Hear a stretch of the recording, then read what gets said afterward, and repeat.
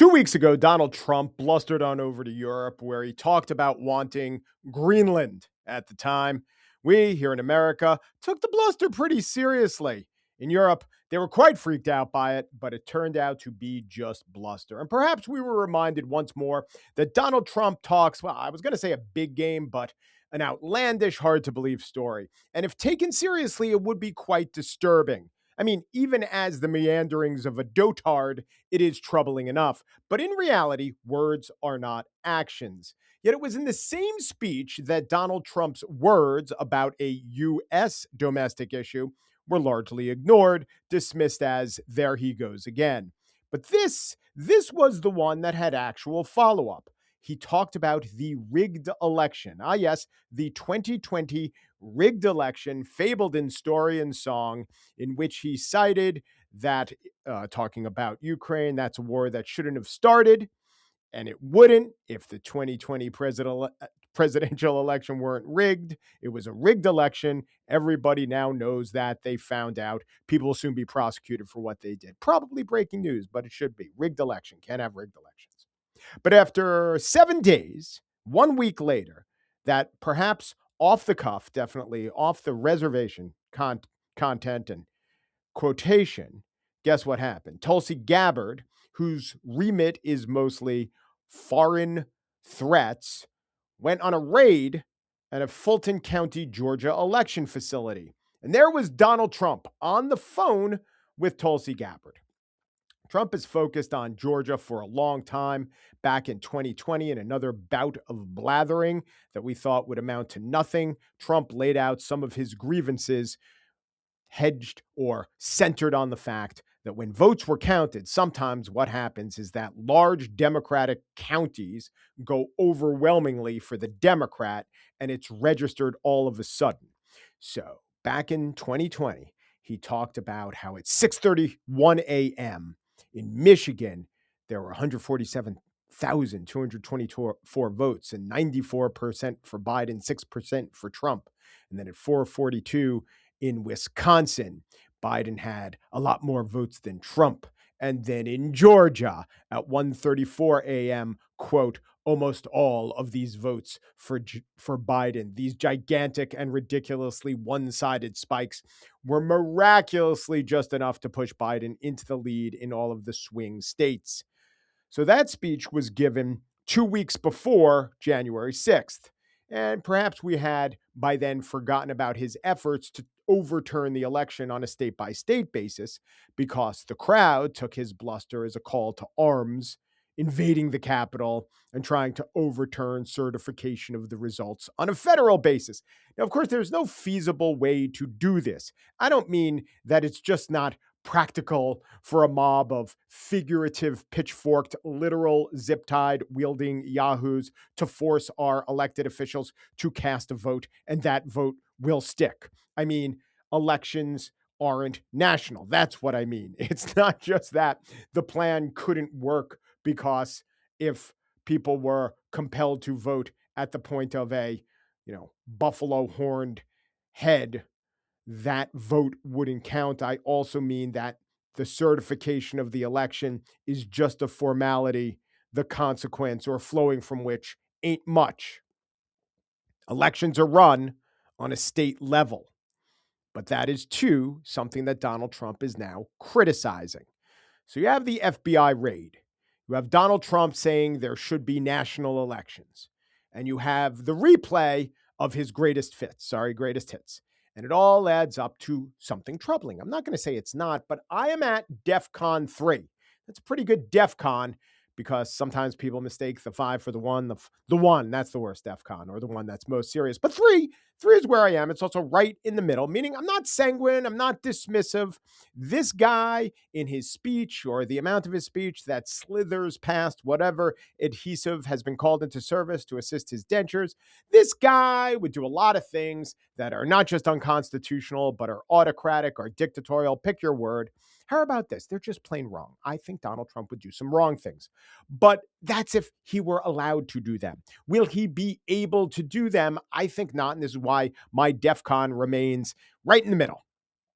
My DEFCON in the middle, my confidence pretty high. in the Constitution, because we would have to change the Constitution to get elections decided on a national basis. You know, Article 1, Section 4, Clause 1.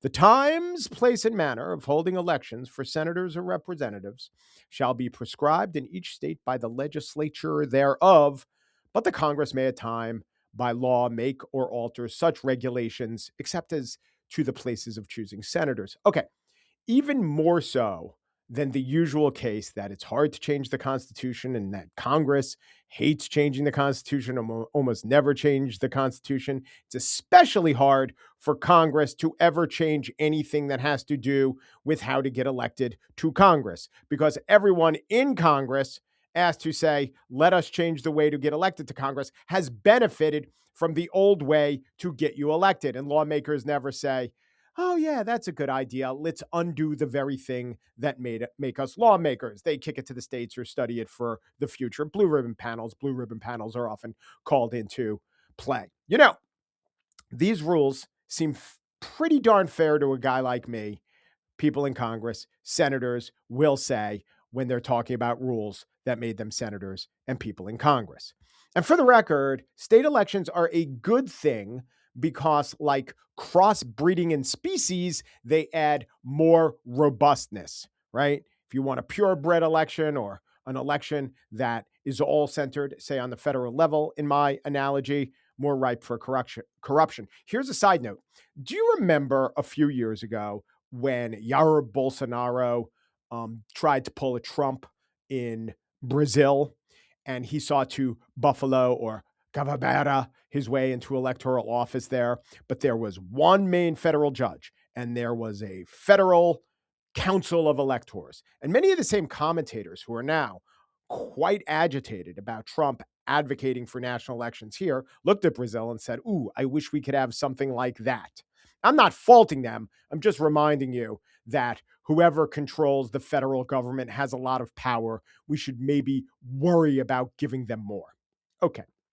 In America, the prospect of this kind of federal body, possibly controlled by Donald Trump, presents itself quite easily as having many, many downsides.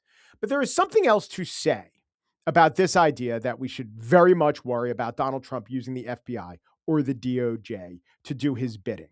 So, yes, of course, it is quite troubling. It's wrong. It's bad. What did I say? Trump will probably do bad things if allowed. Probably. I shouldn't have said probably. And yes, these two institutions are being denigrated more and more each day. But why do we assume that using the DOJ or FBI to bring an investigation based on the voter records of Georgia will help Trump? Just because Trump thinks it will help Trump? Follow me here.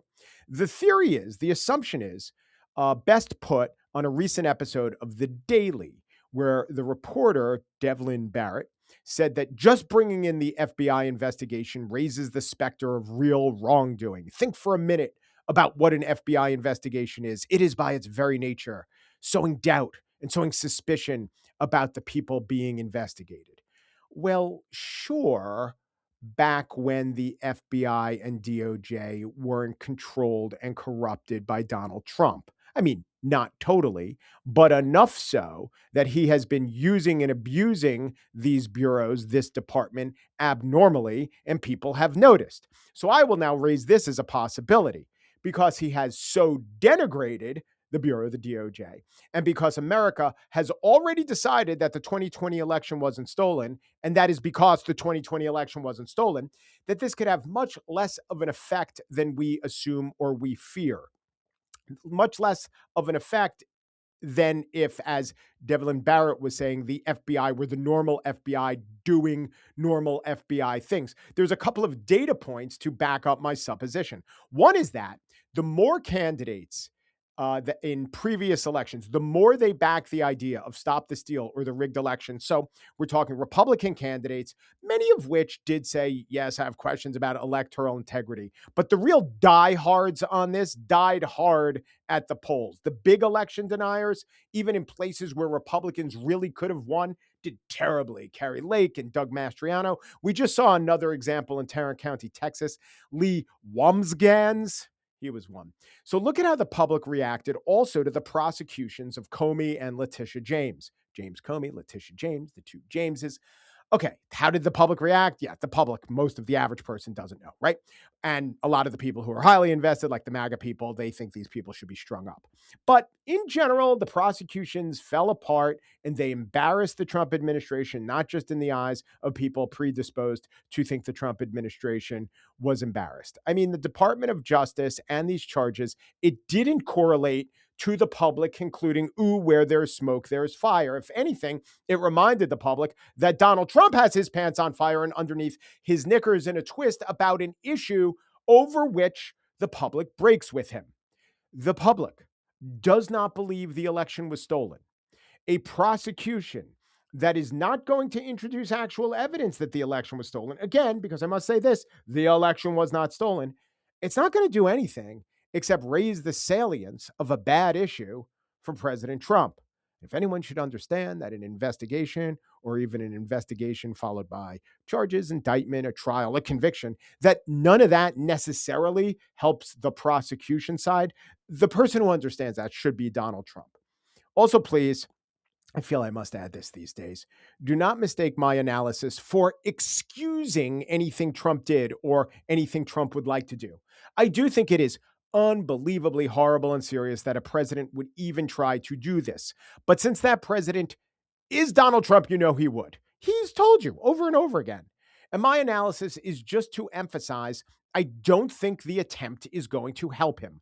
I think it's much more likely that there will be blowback because the American people do not believe this claim because there is nothing to believe. And I further think the American people have a great understanding of Trump's showmanship slash bombast slash bullshitting. In general, the regular voter excuses it. I mean, maybe more than they should, but what do they do? What really action items do they have when he starts bullshitting, right? Someone in the commentariat, they have much more incentive to clamor on and bang the table about it because, you know, they can get more exercise. Maybe they're more invested in an election running well if they were a former official. Also, many commentators stand to gain financially by banging the table in this kind of way that a regular person doesn't. They get you to watch their TV shows or podcasts or Substacks. But on this issue, the rigged election, if it's normally just background bullshit, well, then Trump could get by. But if he makes it salient, in your face bullshit, I don't think he can.